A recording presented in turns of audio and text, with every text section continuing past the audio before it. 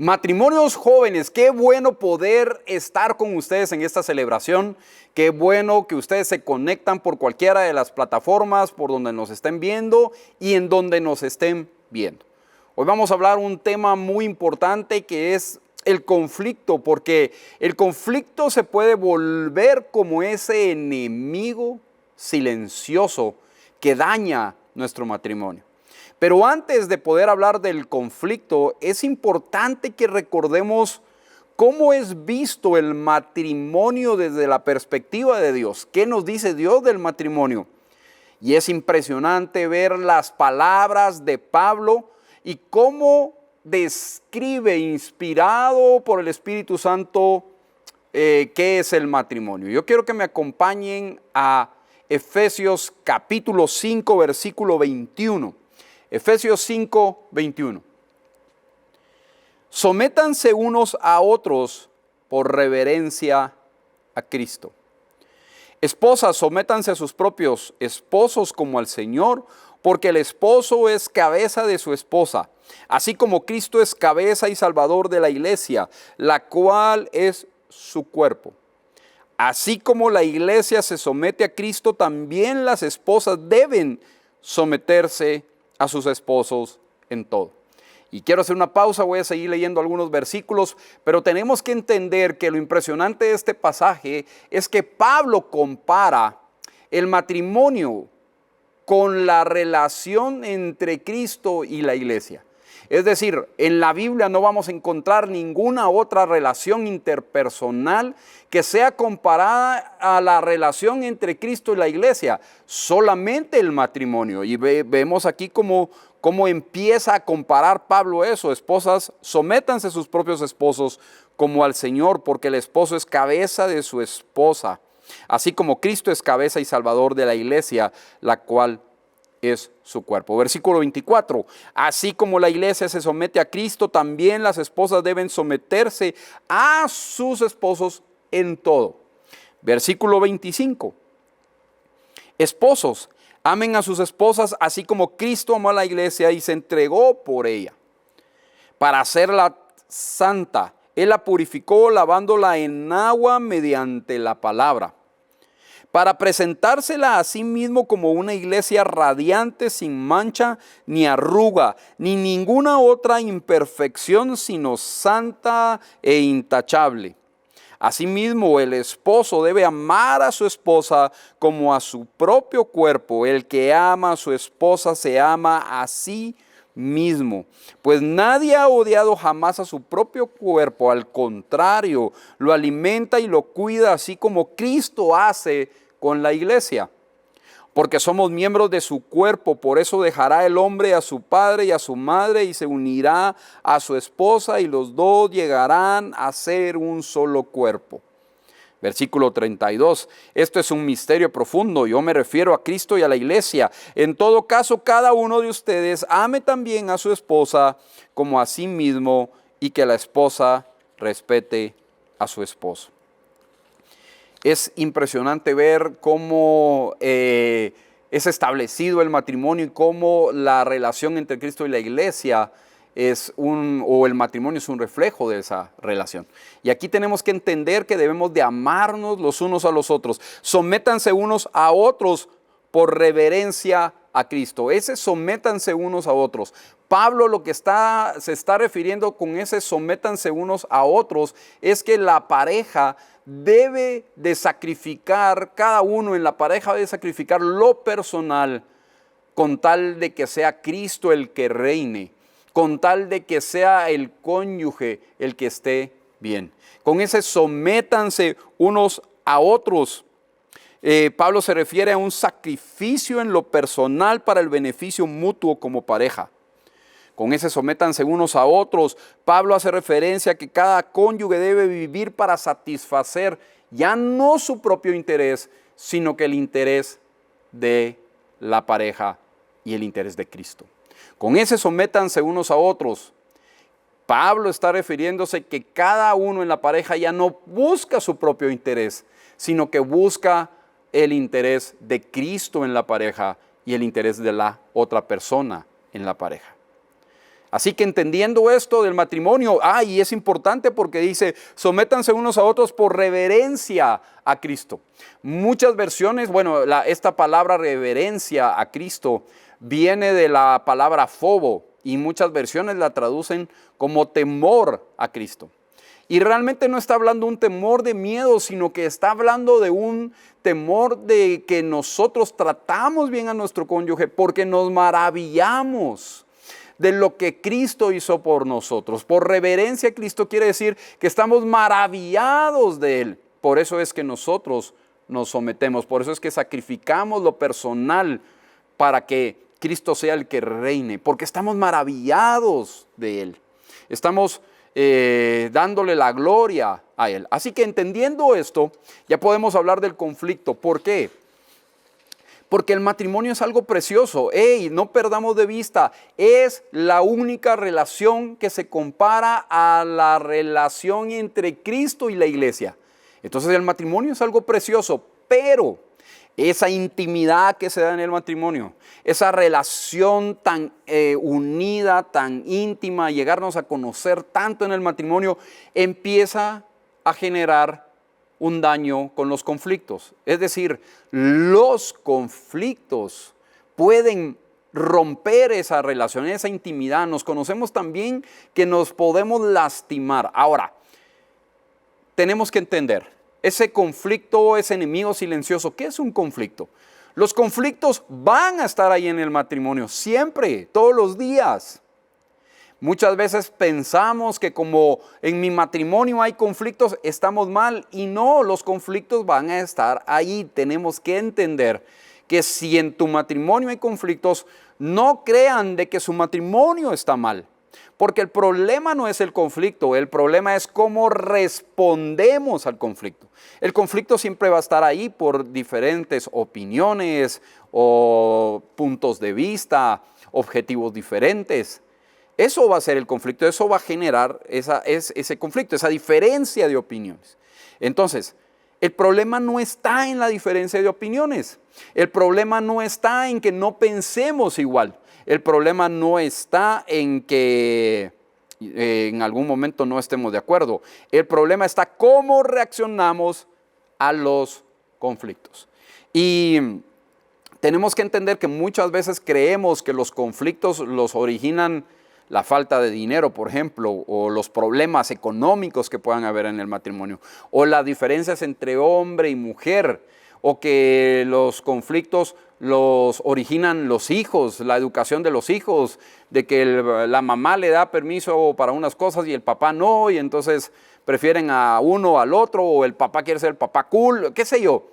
Y eso creemos que origina los conflictos, pero realmente eso no origina los conflictos. Los conflictos lo origina lo que hay en el corazón. Por eso es que no es el problema el conflicto, sino cómo reacciono. Y entonces muchas veces esas diferencias entre hombres y mujeres no es lo que origina el conflicto, sino lo que hay en el corazón. Pero cuando se da una diferencia entre hombres y mujeres, sale lo que hay en el corazón y ahí se da el conflicto. El conflicto lo origina el corazón. Miren, este pasaje es impresionante. Santiago capítulo 4, versículo 1. Santiago capítulo 4, versículo 1. Santiago describe de dónde salen los conflictos. ¿De dónde surgen las guerras y los conflictos entre ustedes? ¿No es precisamente de las pasiones que luchan dentro de ustedes mismos? Desean algo y no lo consiguen, matan y sienten envidia y no pueden obtener lo que quieren. Riñen y se hacen la guerra, no tienen porque no piden. Y cuando piden, no reciben porque piden con malas intenciones para satisfacer sus propias pasiones.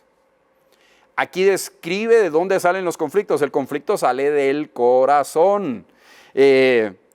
Santiago hace unas preguntas retóricas. ¿De dónde surgen las guerras y los conflictos entre ustedes?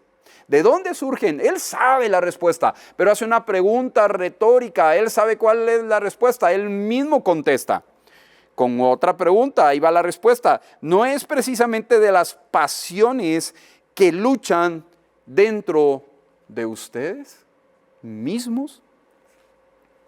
Y termina diciendo, Y cuando piden no reciben porque piden con malas intenciones para satisfacer sus propias pasiones. Vamos a entender entonces que el conflicto sale del corazón. Y aquí cuando leemos este pasaje hablamos de las guerras de los países. No. Santiago se está refiriendo a la guerra que hay entre usted y su cónyuge. Esa guerra que hay porque no decidimos el mismo lugar para ir a comer. El problema no es el lugar de ir a comer. El problema es lo que hay en el corazón y de tal vez ese deseo de siempre querer tener la razón, de siempre querer hacer la voluntad. Y es el corazón donde está la raíz del conflicto. Ahí sale el conflicto. No es que el esposo pasa mucho tiempo en el trabajo, no, es en el corazón de cómo enfrentan esa situación. Por eso es que Jesús le dio mucha importancia, porque de la abundancia del corazón habla la boca, dijo. Y vamos a encontrar que en la Biblia es el tema del corazón. Proverbios dice: sobre toda cosa guardada, guarda tu corazón porque él mana la vida. Es el corazón. Jesús también lo puso ahí en Mateo capítulo 7, en el sermón del monte. Él escribe por qué y les dice: ¿por qué miran la paja que está en su vecino y no miran la viga que está en su ojo? ¿Por qué? Ustedes mismos. Jesús usó hipérboles. Esta era una hipérbole, usaba parábolas, pero también usaba hipérboles. Esta es una hipérbole, es una exageración. Y Jesús no se refiere específicamente a una paja y a una viga, sino que usa esta exageración para que ellos entiendan que muchas veces nosotros miramos el problema de la otra persona, pero no vamos a nuestro corazón, que es donde surge el conflicto. Los conflictos que yo tengo con un cónyuge no son por lo que ella hace, es por lo que yo tengo en el corazón. Así que el conflicto va a estar en el matrimonio. No se preocupen. Es más, los conflictos traen beneficios a los matrimonios. No tengo tiempo para explicar. Yo llegué a la conclusión que hay 6 beneficios. No tengo tiempo para explicarlos. Es tema para otra prédica. Pero los conflictos van a traer beneficios. Entonces, ¿qué es un conflicto? Es la diferencia. Los conflictos van a estar en el matrimonio. No es el problema el conflicto, es cómo resolvemos, cómo respondemos al conflicto. Y respondemos al conflicto con lo que hay en nuestro corazón. Entendiendo eso, hay un patrón. Cuando nosotros estamos en una discusión con nuestro cónyuge, hay un patrón. Y yo quiero hablarles hoy de 3 patrones que pueden haber en nuestro matrimonio.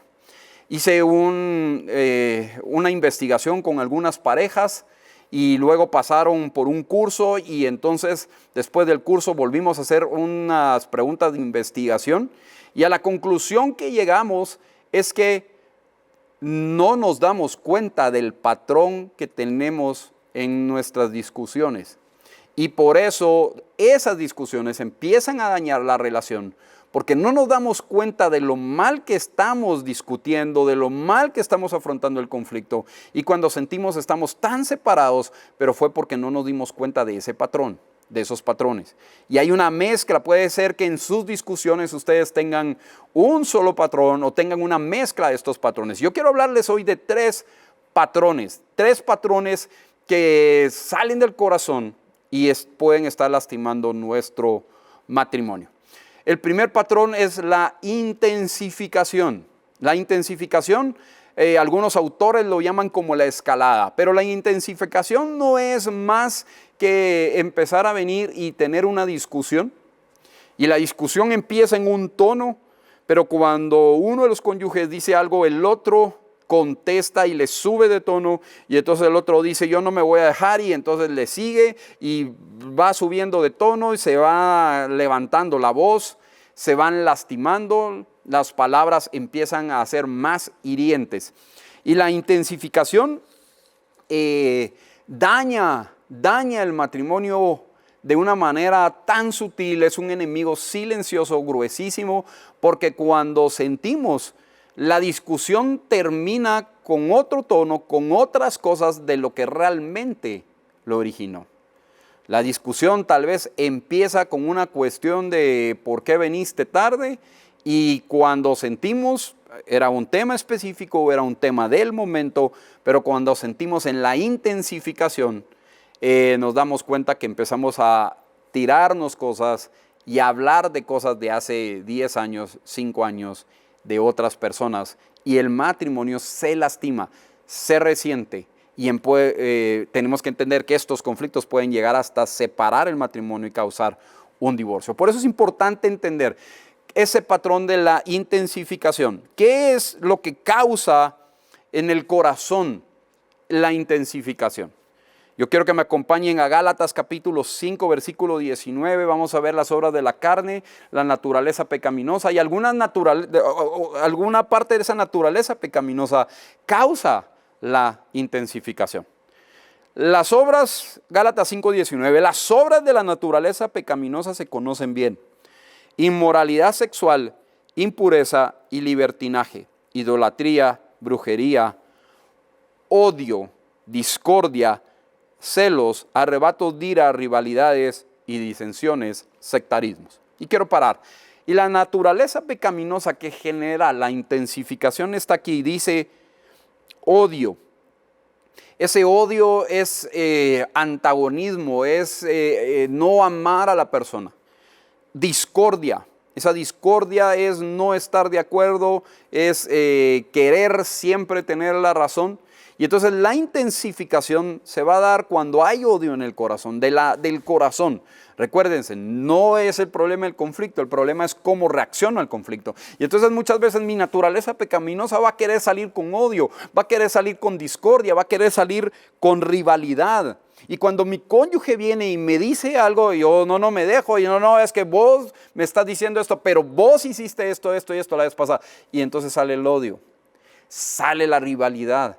Y entonces empiezo yo a decirle cosas y ella no se va a dejar porque también su naturaleza pecaminosa va a luchar con el odio, va a luchar con la discordia, con la rivalidad, de querer tener la razón, de querer ganar. Y entonces va a empezar a levantarme la voz, a empezarme a decir cosas y yo no me voy a dejar y ahí voy otra vez. Y así se va dando la intensificación. Ese odio, esa naturaleza pecaminosa de rivalidades. ¿Por qué siempre queremos tener la razón? ¿Por qué siempre no nos dejamos? La intensificación daña entonces. Primer patrón, intensificación. Analicen cómo son sus discusiones. Analicen cómo son sus discusiones y se empiezan a decir hay cosas. Ok, segundo patrón. Segundo patrón es confrontación. Primero es la intensificación, el segundo patrón es la confrontación. En la confrontación, nosotros vamos a venir y vamos a confrontar y vamos a empezar a decir y a reclamar y a decir algo. Ok, aquí es algo importante. En la intensificación, la otra persona reacciona también y ahí es donde se empieza a escalar, donde se empieza a hacer esto. Pero en la confrontación, probablemente la otra persona no reacciona y no alega, no dice, solo recibe y recibe la confrontación. Y muchas veces estamos confrontando a las personas y a veces las otras personas no reaccionan. Y seguimos confrontando, seguimos sacando el problema, seguimos sacando la cuestión ahí dañina. Ahora, la confrontación se va a ver en 4 maneras. Número 1, la confrontación puede ser una agresión verbal o física. La agresión verbal es cuando yo empiezo a insultar a la persona. La insulto, puede ser agresión verbal o física. La otra va a ser críticas destructivas. Yo no me aparto que hay un momento donde podemos decir ciertas quejas, pero diferente es una queja a una crítica destructiva. Y la crítica destructiva muchas veces viene de que generalizamos. Yo no sé si ustedes han tenido esta discusión y le decimos a nuestro cónyuge, es que nunca estás a tiempo. Es que nunca haces lo que tenemos o lo que tenés que hacer. Y hay una gran diferencia entre que, por ejemplo, el cónyuge tenía que ir a hacer un mandado o sacar la basura o lo que ustedes quieran y le digamos, es que no sacaste la basura en esta ocasión. Gracias por siempre sacarla, pero hoy no la sacaste. Eso es muy diferente a que vengamos y le digamos al cónyuge, es que nunca sacas la basura. Es que sos un irresponsable, sos una irresponsable. Y entonces tendemos a generalizar y esa crítica destructiva empieza a dañar el matrimonio. Tenemos que tener mucho cuidado de generalizar. Si hay algo ahí que nos la molesta, lo podemos decir. Lo podemos decir, pero no necesitamos generalizar y lastimar con una crítica destructiva. La tercera manera de que se manifiesta la confrontación es un desprecio e invalidación. Cuando le decimos a nuestro cónyuge, no, tu opinión aquí no sirve para nada. Cuando le decimos, no, es que aquí el que sabe de esto soy yo. Aquí el profesional soy yo. Aquí el que gana más soy yo. O entre hombre y mujer, no importa. Hay críticas destructivas. Hay desprecio e invalidación. Desprecio e invalidación. El hombre puede despreciar a la esposa despreciar al hombre con las cosas que dicen. La mujer puede despreciar e invalidar al hombre en frente de sus amigos, en frente de los hijos. Recuérdese que para el hombre es muy importante esa parte de que no lo haga en público. Entonces hay desprecio e invalidación. Y la cuarta manera de que la confrontación se presenta es echar la culpa. Echamos la culpa, somos buenos para echar la culpa. Muchas veces llegamos, pedimos perdón y decimos, perdóname, pero es que me sacaste de onda. Entonces realmente no estoy reconociendo yo mi falta, estoy echándole la culpa. Ustedes se recuerdan a Adán y Eva. Adán le echó la culpa.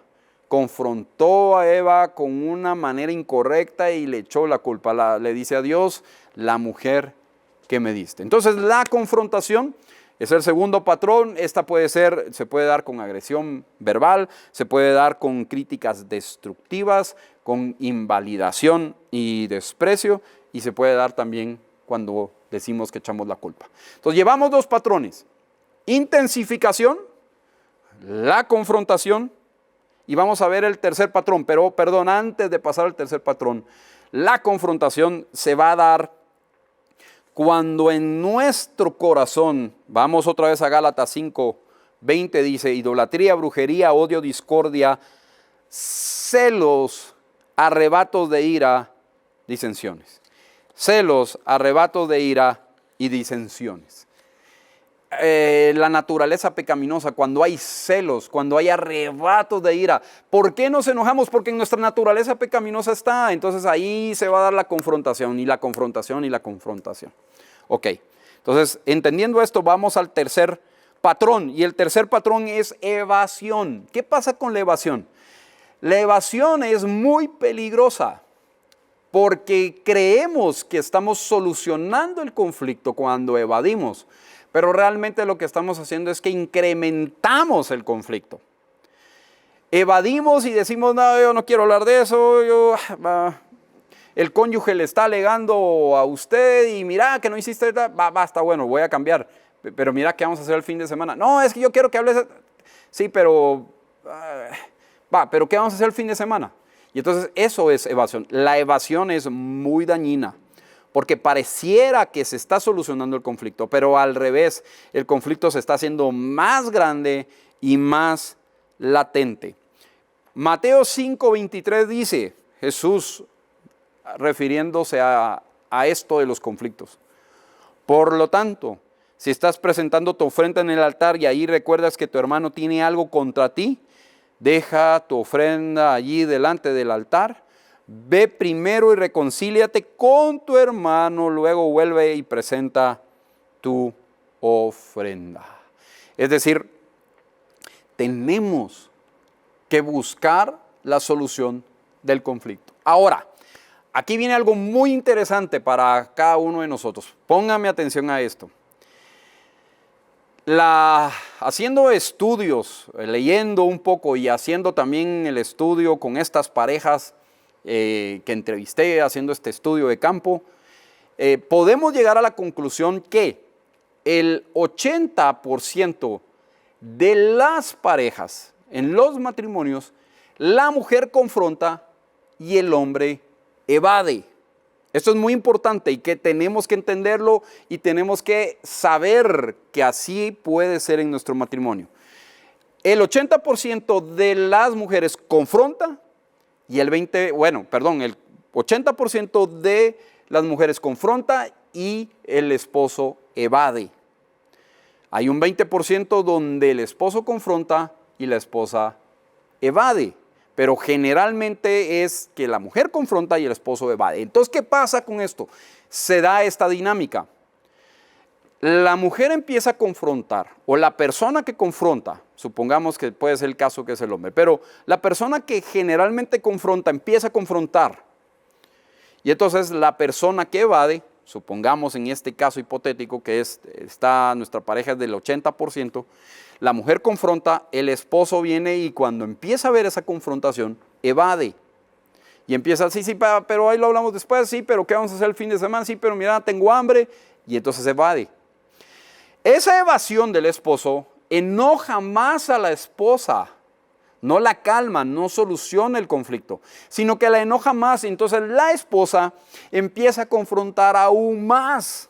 Y empieza a decir, no, pero es que mira, tenemos que hablar, esto y esto. Y entonces ya no solo es el tema que estaba sacando, sino que empieza a sacar otros temas y empieza a decir, es que nunca me querés poner atención. Y entonces esa confrontación o ese incremento de la confrontación hace que el esposo se enoje más y entonces empieza a evadir más.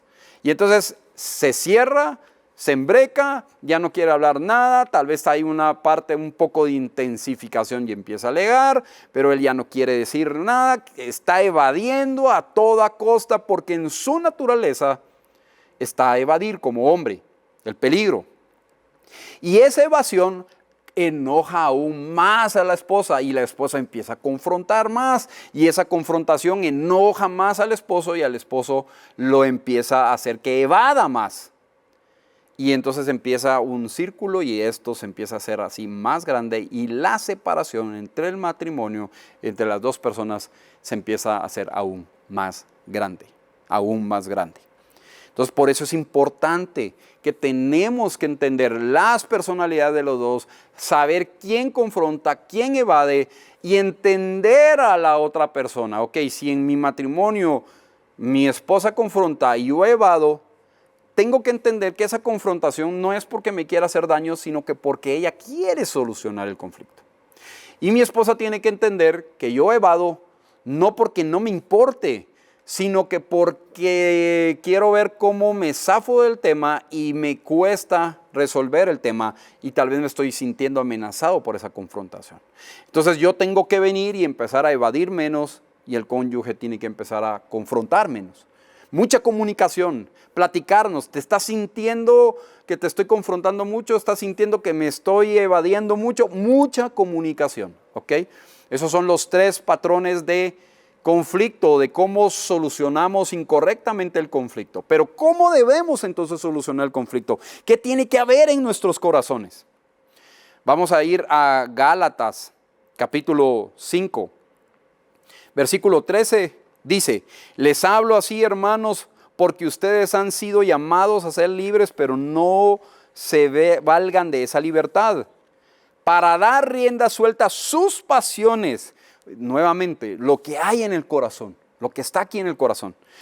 No para dar rienda suelta a sus pasiones, más bien sírvanse unos a otros con amor. Mi actitud ante el conflicto no tiene que salir esos celos, esas rivalidades y no tiene que manifestarse en confrontación, intensificación y en evasión, sino que tiene que salir de mi corazón ese servicio, sírvanse unos a otros. En efecto, toda la ley se resume en un solo mandamiento. Ama a tu prójimo como a ti mismo. Versículo 15, pero si siguen mordiéndose y devorándose, tengan cuidado, no sea que se acaben por destruirse unos a otros. Nuevamente, está hablando de relaciones. Vemos cómo este pasaje de la naturaleza pecaminosa que conocemos está en medio de un contexto de que está hablando de relaciones interpersonales. Pero si siguen mordiéndose y devorándose, tengan cuidado, no sea que acaben por destruirse unos a otros. Si en nuestro matrimonio nos estamos mordiendo, nos estamos devorando ahí con la pareja, pero no a besos, ¿va? Sino que a puro clavo, tengamos cuidado porque no vaya a ser que acaben por destruirse unos a otros. El problema no es el conflicto, el problema es cómo reacciono al conflicto. Y si estoy reaccionando de una manera donde nos estamos devorando, nos estamos mordiendo, hay que tener cuidado. Sigue el versículo 16. Así que les digo, vivan por el Espíritu y no seguirán los deseos de la naturaleza pecaminosa, porque ésta desea lo contrario al Espíritu y el Espíritu desea lo que es contrario a ella. Los dos se oponen entre sí, de modo que ustedes no pueden hacer lo que quieran o lo que quieren. Pero si los guía el Espíritu, no están bajo la ley. Y ahora sí, las obras de la naturaleza pecaminosa se conocen bien: inmoralidad sexual, impureza y libertinaje, idolatría, brujería, odio, discordia, celos, arrebatos de ira, rivalidades, disensiones, sectarismos y envidias, borracheras, orgías y otras cosas parecidas. Les advierto ahora, como antes lo hice, que los que practican tales cosas no heredarán el reino de Dios. Y aquí viene lo importantísimo. Gálatas 5:22 dice: en cambio, el fruto del Espíritu es, y a esto es lo que debe de salir en nuestro corazón cuando el conflicto se presente, cuando esa diferencia se presente, en lugar de reaccionar con la naturaleza pecaminosa, entonces reaccionamos. En cambio, el fruto del Espíritu es amor, alegría, paz, paciencia, amabilidad, bondad, fidelidad, humildad, dominio propio. No hay ley que condene estas cosas. Eso es lo que debe de haber en nuestra resolución de conflictos, en nuestra relación, en nuestras discusiones, porque yo no estoy diciendo que no discutamos. Van a haber discusiones, van a haber diferencias, pero debe de salir lo que está en el corazón, que es el fruto del Espíritu Santo: alegría, amor, paz. Jesús dijo en las bienaventuranzas, Mateo 5:9, trabajen, bienaventurados los que trabajan por la paz, los que trabajan por la paz, entendiendo que Él ya nos dio la paz con Dios. Ahora nosotros podemos estar en paz con otros. Paciencia, esa paciencia es no querer tomar venganza. Esa paciencia es cuando mi cónyuge me ofende, yo lo perdono, yo le perdono, y ya no me debe nada. Ya no tiene nada que pagar, entonces yo ya no tengo nada que cobrarme, ya no tengo nada de qué vengarme. Si yo todavía quiero vengarme de algo ahí, no he perdonado.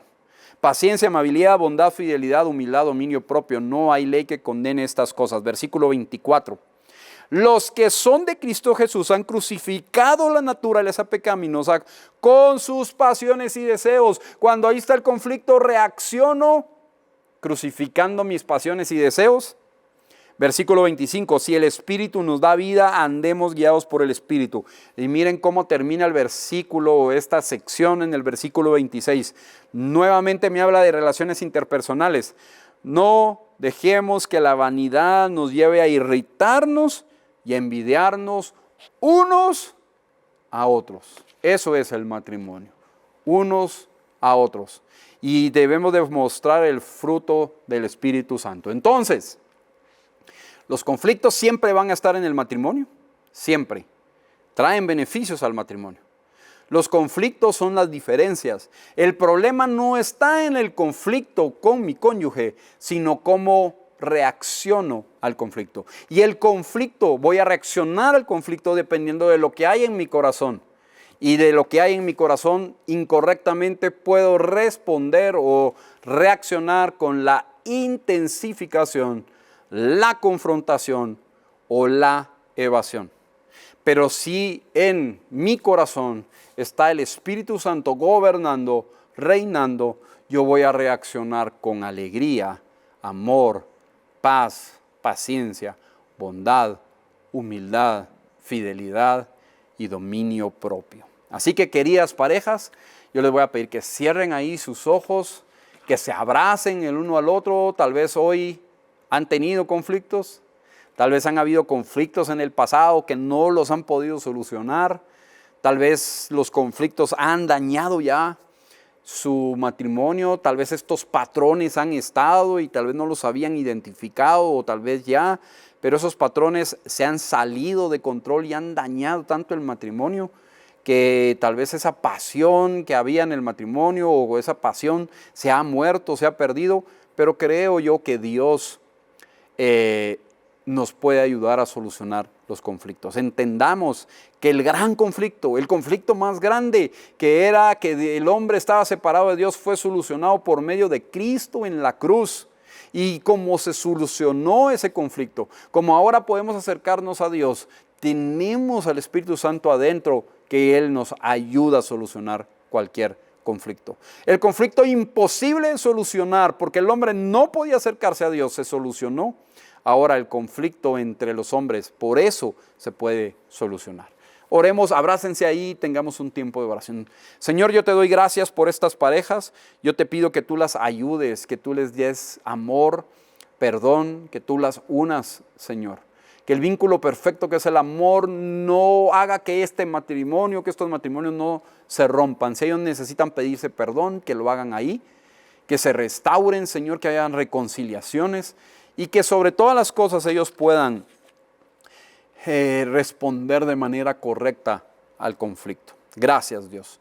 Yo le voy a pedir a alguno de ustedes, al hombre, a la mujer o al matrimonio, si nunca le ha dicho a Jesús que entre a su corazón, que sea su Salvador y lo quiere hacer hoy. Si quiere resolver ese gran conflicto entre el hombre y Dios, que el hombre está separado de Dios, no puede acercarse a Dios. Por medio de Jesucristo se puede solucionar ese conflicto, pero necesita arrepentirse y decirle a Jesucristo que entre a su corazón. Si usted quiere hacerlo, yo le voy a pedir que cierre ahí sus ojos o que con sus ojos abiertos, que repita esta oración conmigo. Señor Jesús, yo te reconozco como mi Señor y mi Salvador. Te pido perdón por todos mis pecados. Reconozco que moriste por mí y que resucitaste por mí. Quiero amarte todos los días de mi vida. Si usted hizo esta oración por primera vez, yo le voy a pedir que entre a esta página www.soynuevo.org, nos deje ahí sus datos y podamos contactarle y ayudarle. Y Dios dará una nueva vida en usted y queremos ayudarle. Así que, matrimonios jóvenes, qué bueno poder haber estado con ustedes hoy. Seguimos a tambor batiente y que Dios una aún más su matrimonio.